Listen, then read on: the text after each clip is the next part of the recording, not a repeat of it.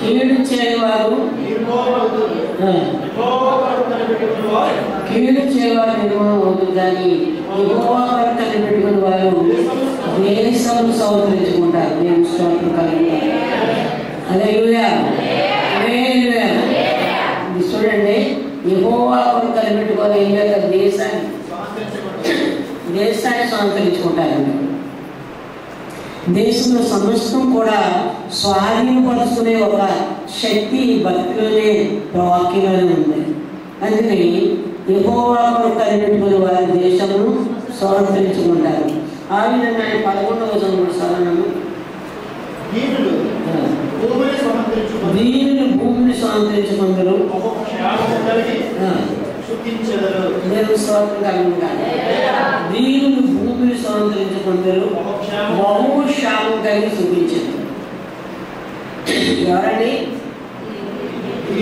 దీనత్వం, భక్తి విషయంలో దీనత్వం కలిగి పరిపూర్ణంగా దేవుని వాక్యాన్ని అనుసరించి పరిపూర్ణమైన శక్తిలో పొందుకున్నట్లయితే బహుశ్యామం కలిగి జీవిస్తామని వాక్యం అంతా మాట్లాడుతాం.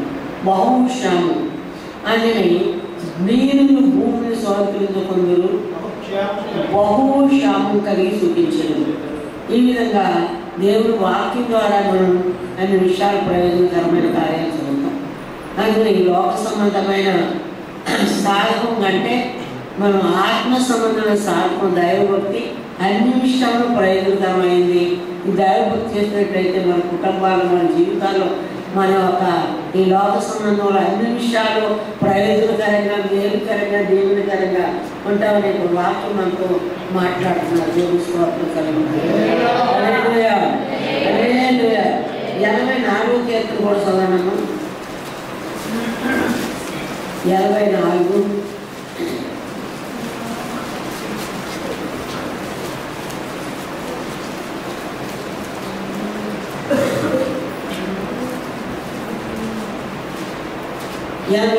కీర్తన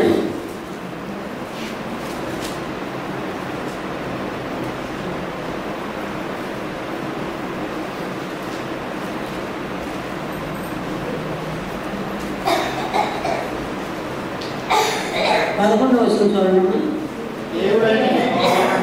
దేవుడైన యెహోవా సూర్యుడును కేడునై ఉన్నాడు. యెహోవా కృపయు ఘనతయు అనుగ్రహించు. యథార్థంగా ప్రవర్తించు వారికి ఆయన ఏ మేలు చేయకుమారుడు.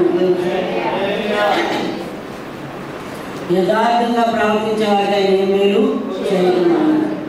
ఆ విధంగా ఈ అధ్యాయం అంతా కూడా మరి దేవునితో సావాసం చేసి దేవుని బలం పొందుకున్నట్టుగా మనం చూస్తాం. అయితే 5వ వచనంలో అన్నారు, నీ వల్ల బలమున్న మనుషులు ధన్యులు, యాత్రశైలి మార్గం వారికి అన్ని ప్రియంగా ఉంటాడు. దేవుని వల్ల బలం ఎక్కడుందండి? బలం ఎక్కడుంది? దేవుని వాక్యంలోనే ఉంది. ప్రార్థన చేయడం మంచిది, వాక్యం ఆహారం వంటిది, ప్రార్థన మంచిదండి. ఎన్ని మంచిదైనా ఆకదేస్తా వాక్యం చదివినప్పుడు తృప్తిగా, ఆనందంగా మన సమస్యలన్నిటి ఆ సమాధానం కలిగిన ఒక వాక్యం, సమాధానం కలిగిన ఒక ఆదరణ వాక్యమే ఉంది. ఆయన వాక్యం ఏమంటున్నారు? 5వ వచనం, నీ వల్ల బలమున్న మనుషులు ధన్యులు, యాత్రశైలి మార్గం వారికి అతి ప్రియంగా ఉంది. వారు బాకాలోయలో పడి నడుస్తూ దాన్ని జలమయంగా చేయదు. లోయని లోకంలో మనం నడిచేటప్పుడు దాన్ని జలమయంగా, దాన్ని ఆశ్చర్యకరంగా చేయాలంటే వాక్యంలో నడిచిన వారికి మాత్రమే ఉండదు. ఆ విధంగానే 7వ వచనంలో వారు నానాటి పరాభక్తులందుతూ ప్రయాణం చేయరు. వారు ప్రతివాడు స్త్రీలు దేవుని సన్నిధిలో కనపడను. దేవుని స్తోత్రం కలుగుతారు. ఎక్కడ కనపడతారండి? ప్రతివారు ఎక్కడ కనపడతారని? వారు నానాటి బలాభక్తులందుతూ ప్రయాణం చేయరు. వారిలో ప్రతివాడు స్త్రీలు దేవుని సన్నిధి కనపడను. దేవుని స్తోత్రం కలుగుతారు. హల్లెలూయా. యెహోవా సాయంత్రం కలిగిన దేవా, నా ప్రార్థన ఆలకించుము. యాకోబు దేవుని శరీరము దేవా మా కేడుగా దృష్టించుము. నీవు అభిషేకించిన వాని ముఖము లక్ష్యము. దేవుని సన్నిధిలో ఇన్ని వాగ్దానంతో కూడిన ఆదరణ కలిగిన ఒక ఆదరణ ఉంది. నీ ఎవరినూ ఒక దినం పడుతుంది 1000 దినముల కంటే ఎందుకంటే ఒక దినము గడిపితే 1000 దినాల చేస్తాం. ఒక గంట గడిపితే 1000 గంటల ప్రతిఫలం దేవుని దగ్గర మనం పొందుకుంటామని ఇక్కడ హెచ్చరిస్తారు ఈ భక్తులు. ఆ విధంగా 11వ వచనంలో దేవుడైన యెహోవా సూర్యుడు కేడునై ఉన్నాడు. యెహోవా కృపయు ఘనతయు అనుగ్రహించింది. యథార్థంగా ప్రవర్తించే వారిని ఆయన మీరు చేయకున్నారు. ఈ విధంగా యథార్థంగా ప్రవర్తించే వారికి ఏమేలు చేయకున్నారు. ఇది ఎక్కడ ఉందంటే దేవుని సన్నిధిలోనే ఉంది. అందుకు దైవభక్తి అన్ని విషయంలో ప్రయోజనకరమై మన జీవితాలకు మేలుకరంగా ఆశ్చర్యకరంగా మన హృదయవాంఛలు తీర్చేది ఆ వాక్యం. కనుక వాక్యం వినేటప్పుడు, వాక్యం చదివేటప్పుడు, వాక్యం ఎక్కువగా చదువుకుని వాక్యం ద్వారా మనం ఆదరణ పొందుకున్నట్లయితే దేవుని సన్నిధిలో సంతోషాన్ని మనం పొందుకుంటామని ఇక్కడ వాక్యం మనతో మాట్లాడుతున్నాను. ఆ విధంగా 112 కీర్తన ఒకసారి చూడము. 112 రెండో వస్తువులను సాధించాలంటే వారి సంతతి వారు ఎవరి సంతతి వారు దేవుడితో సహవాసం చేసి దేవుని వాక్యంలో గడిపేవారు. దైవభక్తి అన్ని విషయాల ప్రయోజనకరమైన ఒక వాగ్దానం మనం ఈ విధంగా వాగ్దానం చేస్తున్నాం. వారి సంతతి వారి భూమి మీద బలవంతులు అవుతారు.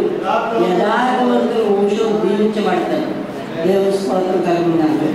వారు యథార్థవంతులుగా, వారు నీతిమంతులుగా, వాక్యంతో సావాసం చేసేవారు, వాక్యంతో నడిచేవారు, వాక్యం చదివేవారు, వాక్యంని ధరించుకునేవారు, వాక్యంతో నిలిచేవారు. వారు ఎప్పుడు కూడా దేవుని సైన్ వృద్ధి అన్ని విషయాలు వారి ప్రయోజనకరమైన కార్యాలు వారి జీవితంలో జరుగుతాయి.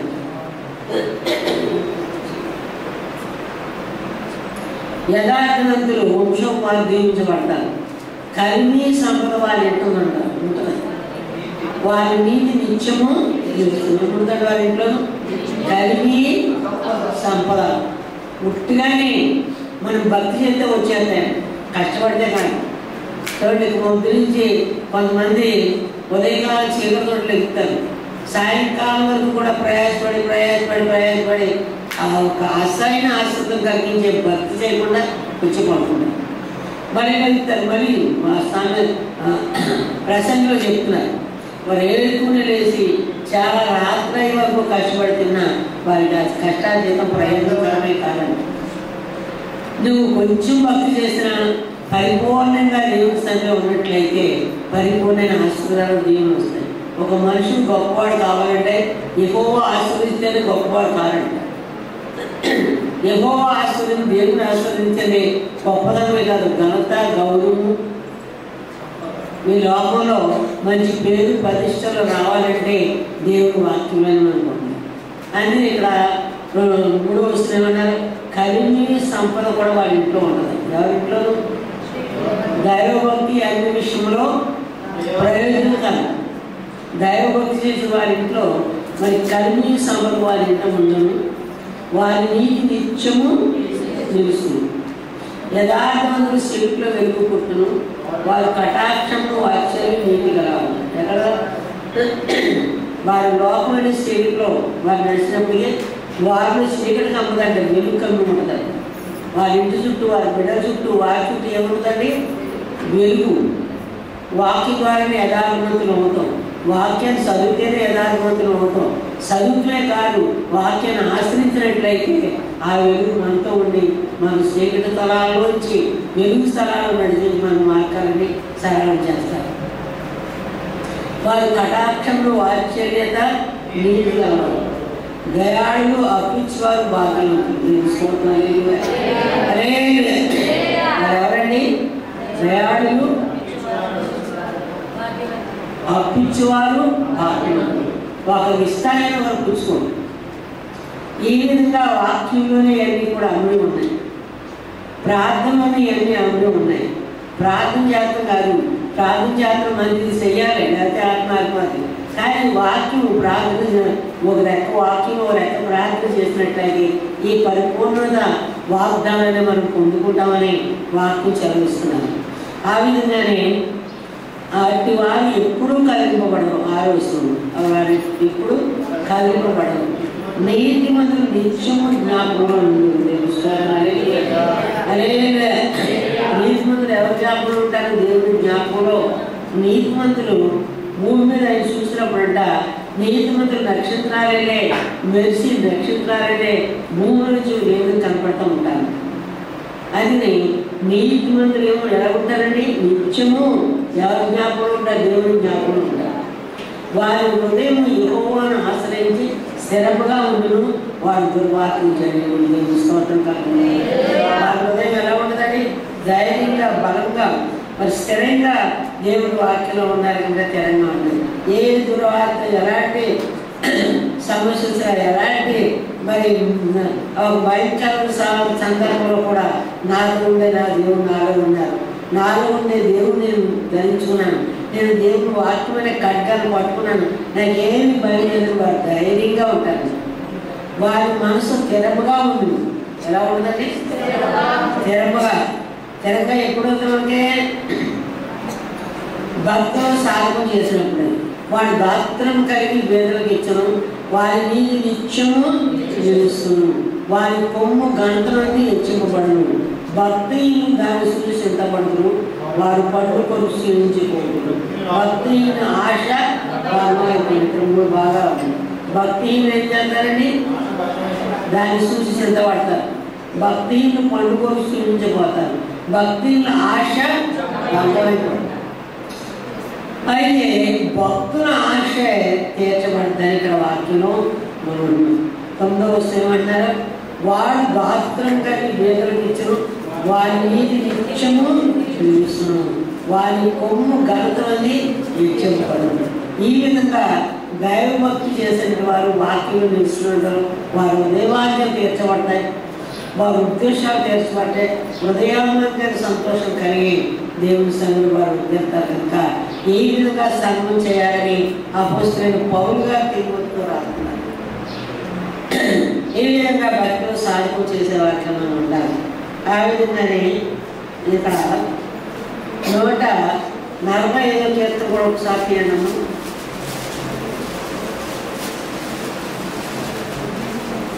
145 19వ వచనం.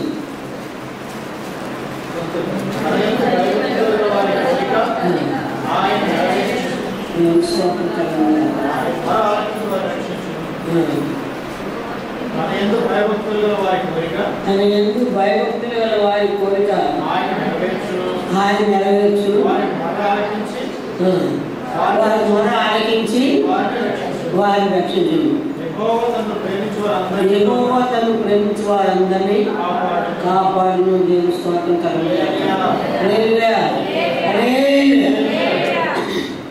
తన యందు భయభక్తులు గల వారి కోరిక ఆయన ఏం చేస్తారు? నెరవేరుస్తారు. నీ ఉదయవాంఛ తీరుస్తారు, నీ కోరిక నెరవేరుస్తారు. తన యందు భయభక్తులు గల వారికి వారి మొర ఆలకించి వారిని రక్షించును. యెహోవా తను ప్రేమించి వారందరినీ కాపాడువాడు. దేవుని స్తోత్రం కలుగుతారు. ఈ విధంగా దేవుడు వాక్యాన్ని మరి ఆయన భయభక్తులు కలిగిన వారిని దేవుడు కాపాడతారు. దేవుడు మొరపెట్టి వారిని దేవుడు రక్షిస్తారు. తను ప్రేమించి వారందరినీ దేవుడు కాపాడి ఆయన ఒక వాగ్దానాన్ని పొందాలని ఇక్కడ వాక్యం అంతా మాట్లాడుతున్నారు. దేవుని స్తోత్రం కలుగుతుంది. యెషయా గ్రంథంలోకి రండి. యెషయా 58వ అధ్యాయము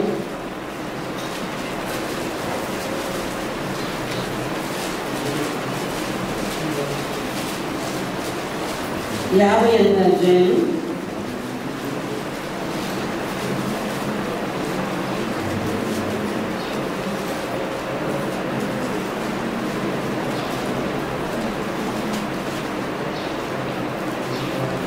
14వ వచనం. నీవు యెహోవా యందు ఆనందించదవు, దేశం యొక్క ఉన్నత స్థలం మీద నేను ఎక్కించను. నీ తండ్రి అయిన యాకోబు స్వాస్థ్యము నీవు అనుభవించదు. యెహోవా సెలవిచ్చిన వాక్యం ఇదే. దేవుని స్తోత్రం. హల్లెలూయా, హల్లెలూయా. నీవు యెహోవా యందు ఆనందించదు. చూడండి, హృదయవాంఛలు తీరుస్తారు, మన ఉద్దేశాలు సఫలం చేస్తారు. నీవు యెహోవా యందు ఆనందించదు. దేశం యొక్క ఉన్న స్థలం మీద నేను నిన్ను ఎక్కించాను. దేశం యొక్క ఉన్న స్థలం, దేశాన్ని ఇందాకైన వాక్యం భూలోకాన్ని స్వీకరించుకుంటాను. దేశం యొక్క ఉన్న స్థలం మీద దేవుడు ఆ వ్యక్తి నిలబెడతానంటే ఎవరిని? ఎవరమ్మా? దైవభక్తి అన్ని విషయంలో ప్రయోజనం కదా. దైవభక్తి చేసినట్టు వారు, భక్తులు నిలిచినట్టు వారు, భక్తికి కొంత సమయం ఇచ్చినట్టు వారు ఎలా ఉంటారంటే ఇక్కడ నీవు యెహోవా యందు ఆనందించదము.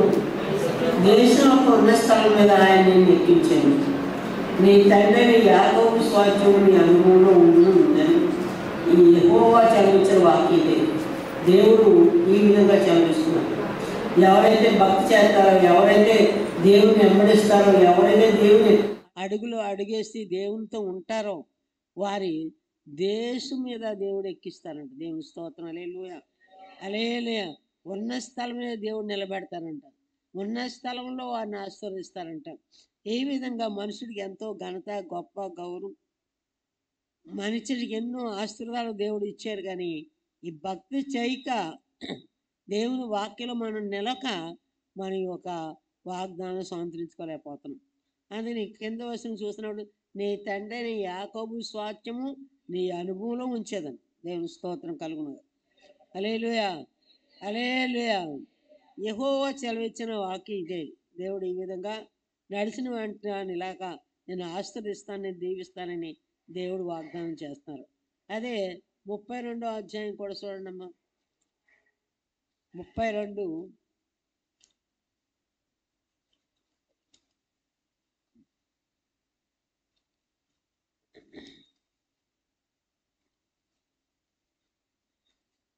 16, 17 వస్తుంది చూడండి అమ్మా.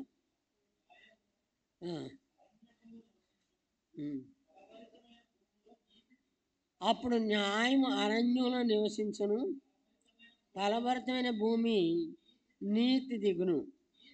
నీతి సమాధానం కలగజేయును. నీతి వలన నిత్యమును నిమ్మలమును నిబ్బరము కలుగును. అప్పుడు నా జనులు విశ్రయ స్థలముల యందును ఆశ్రయ స్థలముల యందును సుఖకరమైన నివాసం యందు నివసించెదరు. దేవుని స్తోత్రం కలుగును. హల్లెలూయా, హల్లెలూయా. ఎప్పుడండి చూడండి, అప్పుడు న్యాయం అరణ్యంలో నివసించినట్టు. ఎక్కడ నివసిస్తండి? అరణ్యంలోనైనా న్యాయం చేకూరుతుంది. మన పక్షాన, మనతోనూ, మన కుటుంబాలను, మన జీవితాల్లో ఏం కలుగుంటున్నా న్యాయం దిగుతుందంట. ఎప్పుడు నువ్వు భక్తి చేసావో, ఎప్పుడు నువ్వు దేవుని వెంబడించావో, దేవుని అడుగులో ఉన్నావో అప్పుడు న్యాయం దిగుతుంది అంటున్నారు ఇక్కడ. దేవుని స్తోత్రం కలుగును కాక. అప్పుడు న్యాయము అరణ్యంలో నివసించును, ఫలభరితమైన భూములో దిగును. నీతి సమాధానం కలుగజేయును. దేవుని స్తోత్రం కలుగును. నీతి సమాధానం ఆ ఇంట్లో కలిగి ఉంటుంది. నీతి వలన నిత్యము నిర్మలము నిబ్బరము కలుగును. ఏం కలుగుతుంది? నిబ్బరము ఉండే కుటుంబాలు ఉన్నాయా అమ్మా? మన కుటుంబం భక్తిలో నడిపించి మన బిడ్డలను దేవుడు వాక్యంలో పెంచితే ఆ కుటుంబంలో నెమ్మది, శాంతి కలిగి ఉంటుంది. ఆ కుటుంబంలో మన వాక్యంతో నడిస్తే, వాక్యంలో మాట్లాడితే, వాక్యంలో నిలిస్తే మనకే నెమ్మది, శాంతి కలిగి ఉంటుంది. కానీ దేవుని వాక్యం ఈ విధంగా నెమ్మది కలిగిస్తుంటే ఈ నెమ్మది మనకు తెలియకుండా లేకుండా మనం లోకరీతిగా మాట్లాడి లోకరీతిగా ఉన్నట్లయితే మనకు మనమే కలరం వచ్చి మనకు మనమే ఆ సాతానికి గలిబిల్లో పడిపోయే అవకాశాలు ఉన్నాయి. అందుకని నీతి వలన నిత్యము నిర్మలము నిబ్బరము కలుగు. నీతి ఏంటి? దేవుని వాక్యం పాటిస్తే నీతి.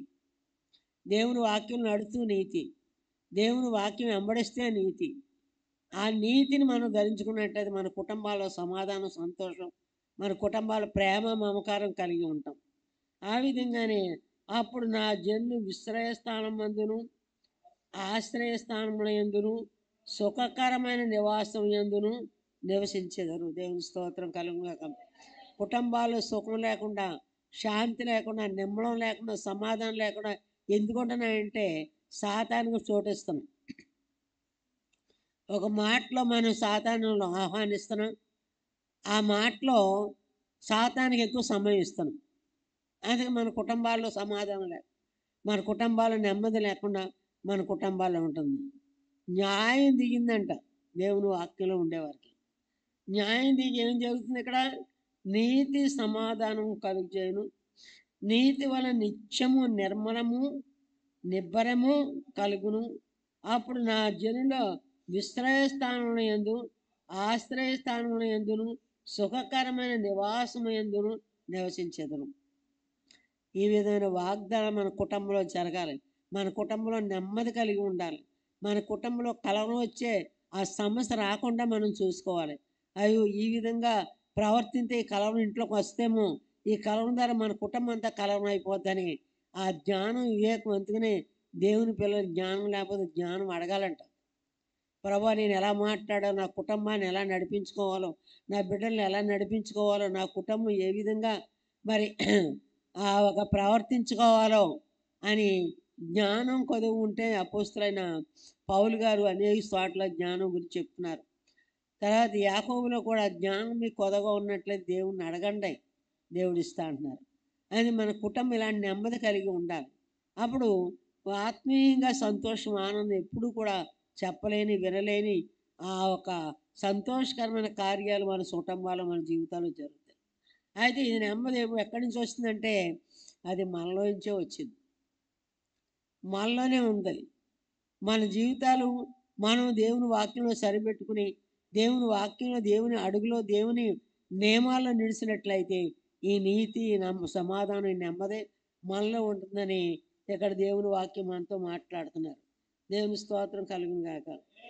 హల్లెలూయా. ఆ విధంగానే 1వ అధ్యాయం 27వ వచనం కూడా చదవండి.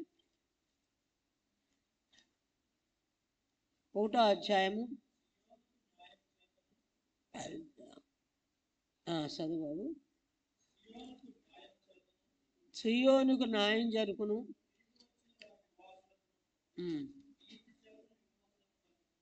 ఆమేన్, హల్లెలూయా. సియోనుకు న్యాయము చేతను, తిరిగి వచ్చిన దాని నివాసులకు నీతి చేతను విమోచన కలుగును. దేవుని స్తోత్రం కలుగును గాక. హల్లెలూయా. సియోన్ అంటే దేవుని కుటుంబం, సియోన్ అంటే ఎవరు? దేవుని సన్నిధి, సియోన్ అంటే దేవుని ఒక సంపద, సియోన్ అంటే దేవుని సంఘం. దీని నెమ్మది ఎప్పుడు కలిగి ఉంటుంది? నీతిని అనుసరించినప్పుడే. సియోనుకు న్యాయం చేతను, తిరిగి వచ్చిన దాని నివాసులకు నీతి చేతను విమోచనం కలుగును. కలిగే జనంగా మనల్ని దేవుడు నడిపిస్తారంట. ఈ విధంగా ప్రతి వారు కూడా కుటుంబంలో నెమ్మది, శాంతి, సంతోషం, సమాధానం కలిగితే మన మధ్యనే పరలోక రాజ్యం ఉంది. యేసుప్రభువు వారు ఏమంటున్నారంటే పరలోక రాజ్యం ఎప్పుడో వస్తుంది కాదు, మీ మధ్యనే పరలోక రాజ్యం ఉంది. మన కుటుంబాన్ని పరలోక రాజ్యంగా మార్చుకోవచ్చు, మన కుటుంబాన్ని నరకంగా మార్చుకోవచ్చు. మనలో ఉద్రేకాలు, ఆవేశాలు, కోపాలు, ద్వేషాలు మనలో ఉన్నట్లయితే మన కుటుంబం నరకం కింద అయిపోతుంది. మనం ఓర్పు, సహనము మనలో ఉన్నట్లయితే మన కుటుంబాలే పరలోక రాజ్యం కింద మారుతాయి. అందుకని మన మధ్యన పరలోక రాజ్యం, శాంపుల్ పరలోక రాజ్యం చూసినట్లయితే అసలైన పరలోక రాజ్యానికి వెళ్తాం. అందుకని శరీర సంబంధమైన సాధకంలో నుంచి ఆత్మ సంబంధమైన సాధకంలోకి మనం వెళ్ళాలి. శరీర సంబంధమైన సాధకం చేస్తే ఆత్మ సంబంధమైన సాధకంలో కూడా మనం నడిచే అవకాశం ఉంది. ఈ విధంగా భక్తులు నడవాలని పదే పదే ఇక్కడ వాక్యం మనతో మాట్లాడుతున్నారు. సామెతల గ్రంథంలోకి రండమ్మ.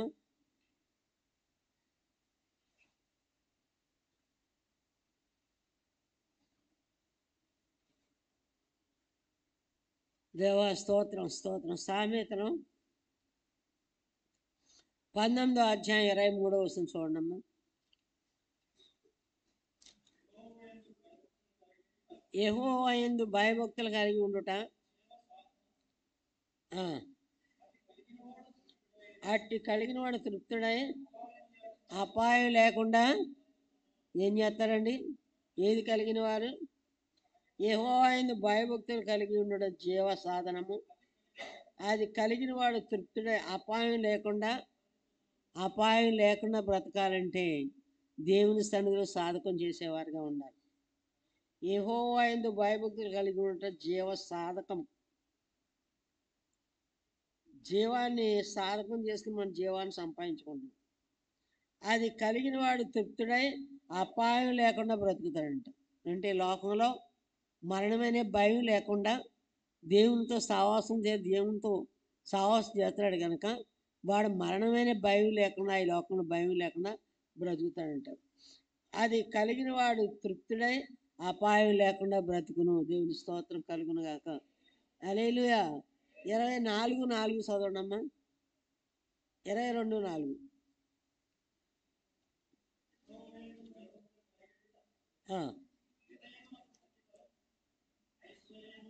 ఐశ్వర్యమును ఘనతయు జీవమును దేవుని స్తోత్రం కలుగును గాక. హల్లెలూయా. యెహోవా యందు భయభక్తులు కలిగి ఉండడం వినయమునకు ప్రతిఫలం. ఐశ్వర్యము ఘనతయు జీవము దాని వలన కలుగును. దేని వలన అమ్మా? భయభక్తులు అంటే అందరూ భయం. సైతాను కూడా భయపడద్దు. దేవుడు అంటే సాతాను కూడా భయపడద్దు. ఏ భయం భయం కలిగి ఉండాలి? భయమే కాదు, సాధకమైన క్రియలు కూడా మనం కలిగి ఉండాలి. మన మాట, మన ప్రవర్తన, మన ఆలోచన, మన నడవడి మనం ఇది మార్చుకోవాలి. భయం అందరికీ భయం ఉంటుంది. దేవుడు అంటే అందరికీ భయమే. సాతానికి కూడా భయమే, దెయ్యం కూడా భయపడదు దేవుడు అంటే. కానీ అది క్రియ చేయదు, మనం క్రియ చేయాలి. క్రియ అంటే ఒక దేవుని వాక్య ప్రకారం నడవడిని మార్చుకోవాలి. మంచి కార్యాలు చేయాలి. మన శరీరంతో, మన మాట, మన ఆలోచనలు, మన తలంపులు, మన చేతులు, మన కాళ్ళు, మన అవయవాలతో కూడా సత్క్రియలనే ఆ ప్రవర్తన కలిగి మనం జీవించాలి. అది జీవించాలని 4వ వచనంలో చెప్తున్నారు. యెహోవా యందు భయభక్తులు కలిగి ఉండుట వినయమునకు. వినయం ఎప్పుడు వస్తుంది? వినయం అంటే ఏంటి? ఎవరైనా మాట్లాడినా అనుకోండి, మనం 10 మాటలంటే అది వినయం అవుద్దా? ఎవరైనా మాట అన్నారు, సరే అమ్మ అలాగలే అని ఓర్చుకుంటే ఇంకోసారి వారికే ఫలితం కలిగి, వారికే పశ్చాత్తాపం కలిగి, వారే క్షమాపణ వేడుకుంటారు. అయితే అంతవరకు ఓర్చుకోవాలి కదా. వినయం అంటే చంపకొడితే చంపమ్మన్నారు యేసుప్రభువు. అలాంటి వినయం కలిగి ఉంటే ఇక్కడ హృదయాంతరంగమైన సంతోషాలు మనం కలిగి ఉంటాం. అందుకని ఇక్కడ ఏమంటున్నారు? యెహోవా యందు భయభక్తులు కలిగి ఉండుట వినయమునకు ప్రతిఫలము. ఈ విధంగా వినయం కలిగి ఉన్న ఇంట్లోనూ, వినయం కలిగి ఉన్న వ్యక్తులను ఏముంటాయంటండి? ఐశ్వర్యము, ఘనత, జీవము దాని వలన కలుగును. ఘనత వస్తుందంట. ఘనత ఎలా వస్తాయి? ఎవరైనా ఏదన్నా 10 మాటలు అన్నారంటే పోయింది అప్పుడే. ఆ సందర్భంలోనే మనం ఓర్చుకుని మన నోటిని మూర్చుకున్నట్లయితే మరి వినయం ద్వారాగా ఘనత కలిగి ఉంటుందండి మన జీవితాలు. ఘనతే కాదు, ఐశ్వర్యము, ఘనత, జీవము. వినయంలో అన్ని రకాలైన ఆశ్రయాలు ఇమిడి ఉన్నాయి. అందుకని ప్రతి విషయంలో కూడా చిన్న మాట ఏదైనా స్వర్రమైన కోపం వచ్చేసే ఆ మనసు సాతానికి సంబంధించిన మనసు అనుకోవాలి. కోపం రాకూడదు. మనం ఎన్ని చేసినా, ఎంత ఒక విసిగించినా, ఎలాంటి సందర్భాలు వచ్చినా ఓర్పుతో, సహనంతో మనం కనిపెట్టినాను దాన్ని ఎదుర్కొన్నామంటే దాని ద్వారాగా మనకేమవుతాయి? జీవం, ఘనత, ఐశ్వర్యం. 3 రకాల ఆశ్చర్యాలు వినయంలో ఉన్నాయి. అందుకని వినయం కావాలని యేసుప్రభువు వారు కోరుకుంటున్నారు. వినయంతో మనం ఉన్నట్లయితే మన ఇంట్లో శాంతి, మన ఒంట్లో శాంతి, మన సంఘంలో శాంతి, మన సమాజంలో శాంతిగా మనం ఉంటామని ఇక్కడ వాక్యం మనతో మాట్లాడుతున్నారు. దేవుని స్తోత్రం కలుగునుగా. హల్లెలూయా, హల్లెలూయా, హల్లెలూయా. 18వ వచనం కూడా చదవండి అమ్మా. అది కాదు నేను ఉన్నాను 14:26.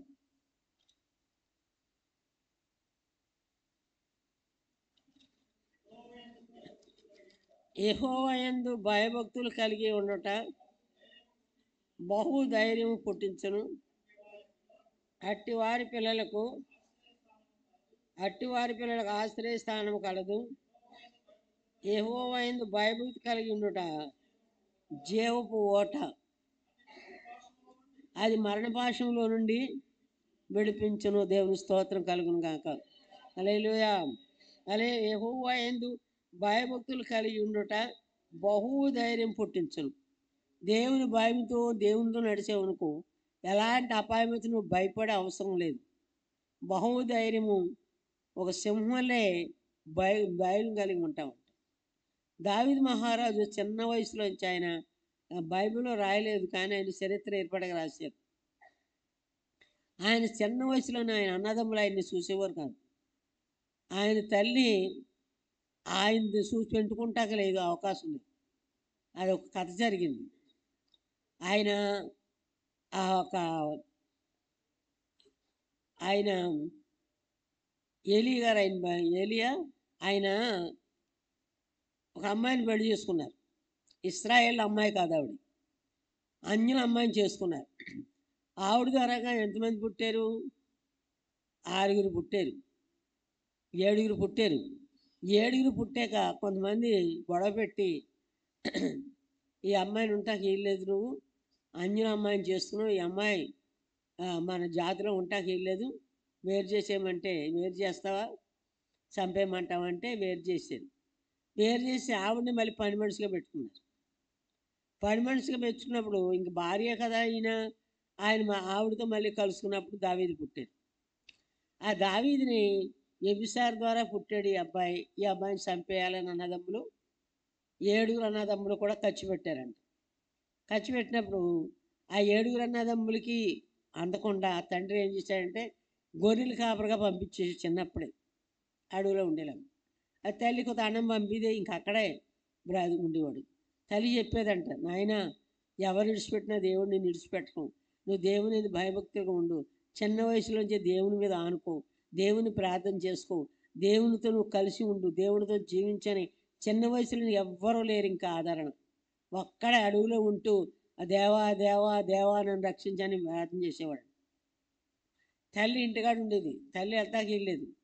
తల్లి పడి మనిషిలాగా ఉన్న తల్లిగా ఉండేది కాదు. 7 కూడా తల్లిని చంపేయాలని, 7 కూడా ఆ ఒక దావీదుని చంపేయాలని ఎన్నో ప్రయత్నాలు చేశారంట. తండ్రి తనకే పుట్టాడు కనుక తండ్రికి ఆ ప్రేమతో తండ్రిని కాపాడుతూ తండ్రి ఆ బిడ్డను చంపకుండా ఆ బిడ్డను పని చేస్తాడే మనకు పాలేలాగా ఉంటాడులే అని పొలాన్ని పెట్టారంట. ఆ పాలేని దేవుడు ఏం చేశారు అమ్మా? దావీదు ఏమయ్యాడు? రాజుగా అయ్యాడు. కానీ జంతుగా అయ్యాడు రాజుగాడు, ఉట్టిన రాజుగాడు. ఆయన చిన్నప్పటి నుంచి కూడా ఆయన దైవభయం కలిగి, ప్రభా నీవే నాకు దిక్కు, నీవే నాకు ఆదరణ, నా తల్లి నన్ను చూసుకుంటాలేదు, నా తండ్రి నన్ను చూసుకుంటాలేదు, నన్ను ఈ అడవిలో పాడేశారని ఆ అడవిలోనే పాటలు పాడుకుంటూ ఆ అడవిలోనే దేవుని స్తుతించుకుంటూ ఆ అడవిలోనే దేవుడు చేశారు. కొంతకాలం వచ్చేటప్పటికి దేవుడు మాట్లాడారు. ఎవరితోటి? సమూయేలుతో మాట్లాడు. సమూయేలు పలానా యెషయా కుమారుల్లో ఒకడు నేను రాజుగా చేయబోతున్నాను అన్నారు. దేవుని స్తోత్రం కలిగింది. హల్లెలూయా. రాజుగా చేయబోతానంటే ఆ ఒక యెషయా గారి దగ్గరికి సమూయేలు గారు వచ్చారు. సమూయేలు వచ్చి నీ కొడుకులు తీసుకురా, రాజుగా చేస్తారంటే నేను కొడుకులు అని చెప్పినప్పుడు తన 80 కొడుకుల్ని 7 కొడుకుల్ని తీసుకొచ్చి చూపించారు. దేవుడు అన్నారు, ఈ ఒక 7 ఎవరో కాదు అంటే మళ్ళీ నీకు ఏమన్నా కొడుకులు ఉన్నారా అని అడిగారు ఆయన. సమూయేలు గారు అడిగినప్పుడు నాకు ఒక కొడుకున్నాడండి, ఆడు ఎప్పుడు కూడా పొలాన్నే ఉంటాడు, గొర్రెలు కాసుకుంటాడు అని చెప్పినప్పుడు ఆ కుమారుని తీసుకురమ్మన్నారు. ఆ కుమారుని తీసుకొచ్చేవాడు ఎలా ఉన్నాడో, గొర్రెలు కాసుకుంటా చిన్నప్పటి నుంచి పొలాన్ని ఉండేవాడు ఎలా ఉన్నాడు, తల అంతా ఎండిపోయి మనిషి అంతా ఎండిపోయి మరి ఎంతో అందమైన వాడే. కానీ అతనికి ఆ సౌకర్యం లేక ఎంతో హీనంగా ఉన్నప్పుడు ఈడ అని అనుకుంటున్నారంట సమూయేలు గారు.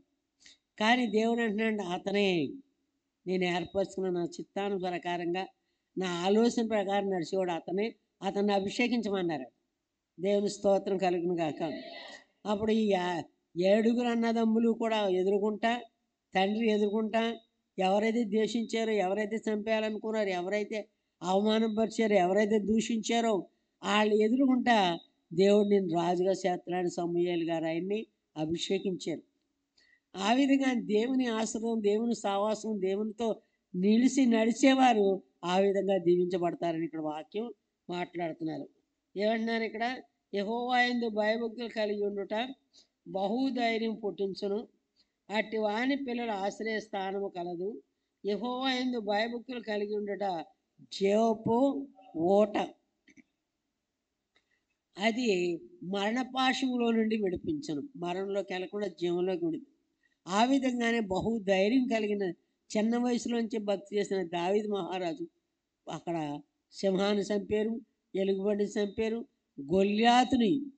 గొలియాతుకి ఆ సైన్యం అంతా జడిసిపోయి పారిపోతే అలాంటి గొలియాతుని కూడా ఎదిరించి చంపుతాకి ఎక్కడి నుంచి వచ్చిందో ధైర్యం?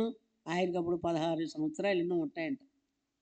అలాంటి వ్యక్తి గొలియాతుని చంపారంటే భక్తిలో ఉండే సారాంశం, భక్తిలో ఉండే శక్తి, భక్తిలో ఉండే ధైర్యాన్ని బట్టి ఆయన ఆ విధంగా జయించగలిగాను. ఆ విధంగానే భక్తి మనం చేసినట్లయితే ఈ విధంగా జయిద్దామని వాక్యం మనతో మాట్లాడుతున్నారు. ఆ విధంగానే చూడండి, మత్తయి సువార్తలోకి రండమ్మా, 2 మాటలు చూసి 6వ అధ్యాయము 33వ వచనం. కాబట్టి మీరు ఆయన రాజ్యమును నీతిని మొదట ఎదుకుడి, అప్పుడు అవన్నీ మీకు ఏం కావాలో అవన్నీ కావాలండి. ముందు ఏది ఎతకాలండి? రాజ్యము, నీతి. నీతి అంటే దేవుని వాక్యాన్ని పాటించాలి. వినేసి విడిచిపెడతాం కాదు, వినేసి మనం మళ్ళీ మర్చిపోతాం కాదు.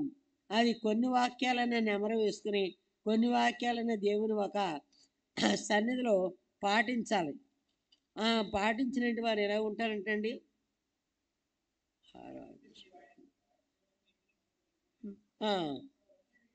కాబట్టి మీరు ఆయన రాజ్యం నీతిని మొదట వెతుకుడి, అప్పుడు అవన్నీ మీకు అనుగ్రహింపబడను.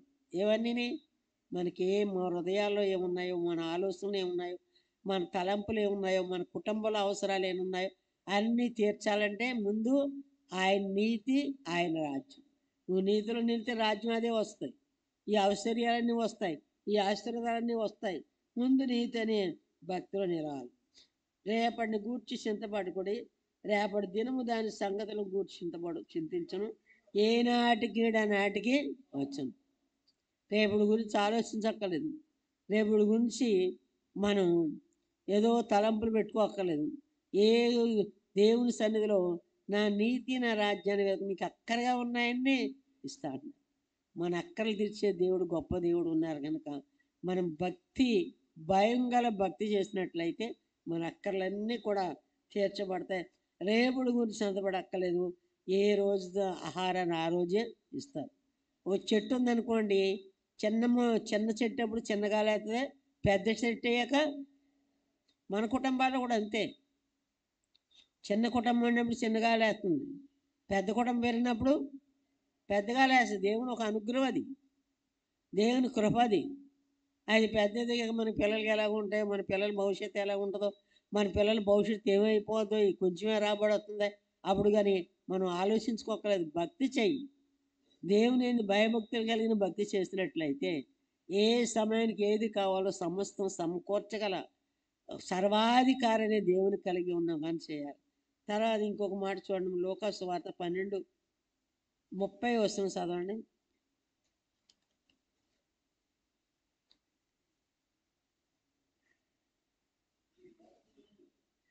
ఈ లోక జనులు వీటన్నిటిని వెతుకుదురు, ఇవి మీకు కావలసి ఉన్నవని మీ తండ్రికి తెలియను.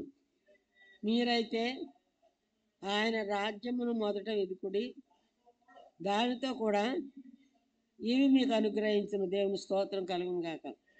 హల్లెలూయా, హల్లెలూయా. ఈ లోక జనులు ఏమి ఎదుగుతారంటే వీటిని ఎదుగుతారు.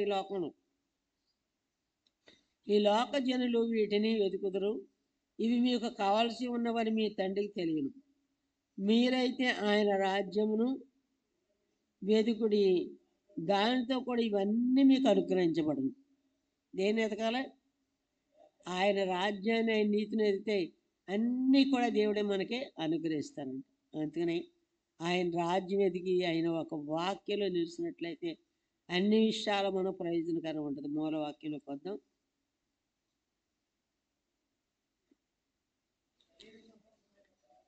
శరీర సంబంధమైన సాధకం కొంచెం మట్టుకే ప్రయోజనకరం అగును, కానీ దైవభక్తి ఇప్పుడు జీవ విషయంలోను రాబో జీవ విషయంలోను వాగ్దానంతో కూడింది అయినందున అది అన్ని విషయంలో ప్రయోజనకరమగును. దేవుని స్తోత్రం కలుగును గాక. హల్లెలూయా, హల్లెలూయా.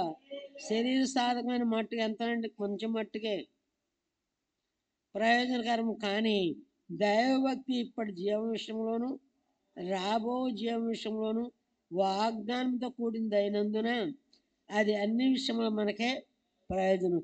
అన్ని విషయంలో ప్రయోజనకరమైన కలిగిన భక్తిని దేవుడు బైబిల్లో మనకి ఇచ్చారు కనుక ఏమి కష్టపడకుండా, ప్రయాస లేకుండా, శ్రమ పడకుండా ఆ భక్తి ఉత్తరార్థంగా దేవుడు మన వాళ్ళు ఇచ్చారు. మనం భక్తి చేసి యథార్థం నుండి నీతి అనే దేవుని ఒక వాక్యాన్ని అనుసరించినట్లయితే ఈ పొందుకున్నాం. దేవుడి వాక్యాన్ని బట్టి మనం బలపరచం కాక. ప్రతి వారు ప్రార్థన చేద్దాం. చిన్న ప్రార్థన చేయండి. స్తోత్రం నాయన, స్తోత్రములు పరమ పరిశుద్ధులు విన్న వాక్యంలో నాయన నన్ను మమ్మల్ని మరి దైవభక్తి అన్ని విషయంలో ప్రయోజనకరమైన కలిగిన భక్తి చేసేవారుగా, శరీర సాధకం కొంచెం మట్టుగా తండ్రి నాయన, ఆత్మ సంబంధమైన సాధకములు నాయన దైవభక్తిలో మేము సాగిపోతాం ప్రభు. సంఘాన్ని హెచ్చరించి బలపరిచి నడిపించి స్థిరపరిచి మీ సన్నిధిలో మీ సంఘాన్ని బలపరచమని యేసు క్రీస్తు వారి శక్తి గల పరిశుద్ధ నామములో అడుగుతున్నాం పరమ తండ్రి.